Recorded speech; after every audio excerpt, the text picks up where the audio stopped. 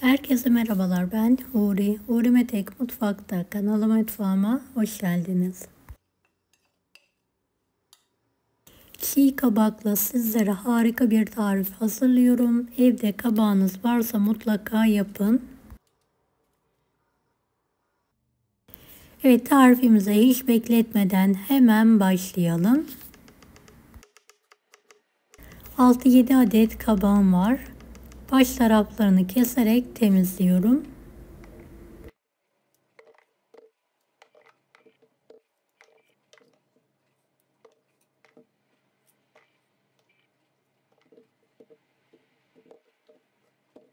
Evet, ortadan ikiye keselim.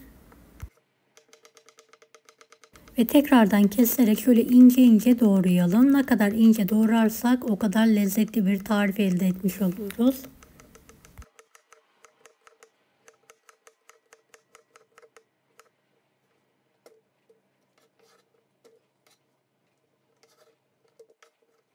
Evet, tüm kabakları aynı yöntemle kesmeye devam ediyorum.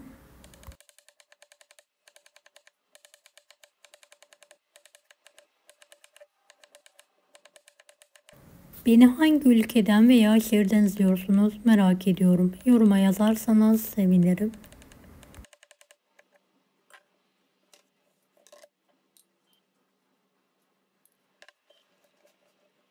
Evet, kabakları doğradıktan sonra tuzlayalım, karıştıralım ve bir süzgeç üzerine alalım. Tuzunu fazla koymayalım.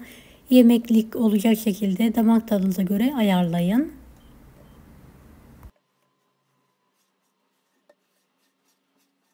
Tuzladıktan sonra en az 1 saat tuzlu bir şekilde bekletelim. Evet, tuzladığım kabakların suyu çıktı. Ara ara ben sıktım ve en son tekrardan sıkarak geniş bir kabın içine alıyorum.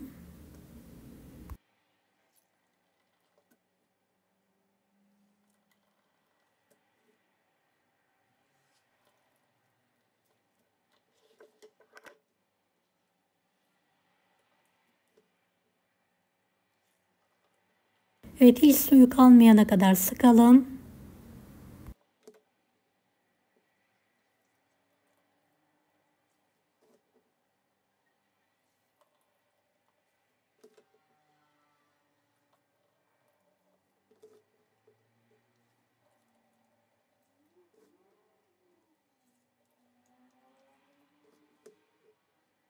Evet, kabaklarımız hazır.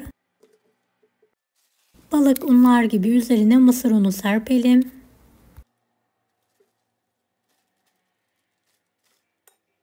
Toplamda 4 yemek kaşığı mısır unu kullandım.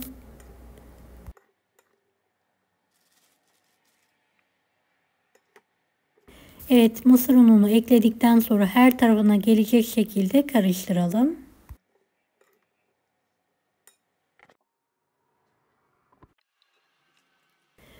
Fırın kağıdı serilmiş fırın tepsisinin üzerine alalım. Evet, kabakları tepsiye şöyle ince tabaka halinde yayalım.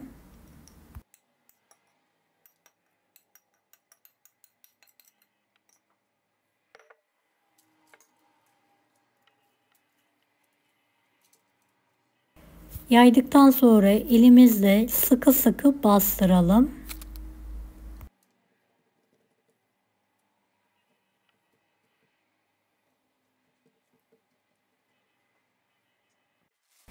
Tekrardan üzerlerine mısır unu serpiyorum.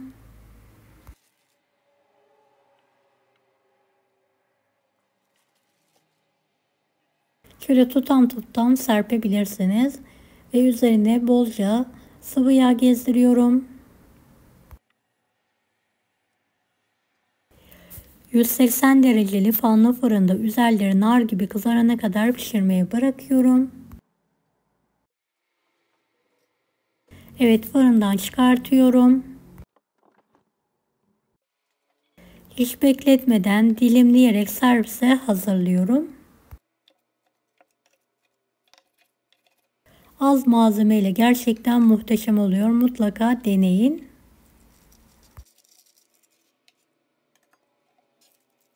Deneyecek olan herkese şimdiden kolaylıklar dilerim. Kanalıma ücretsiz abone olmayı unutmayın. Bir dahaki videolarda görüşmek üzere. Allah'a emanet olun. Hoşça kalın.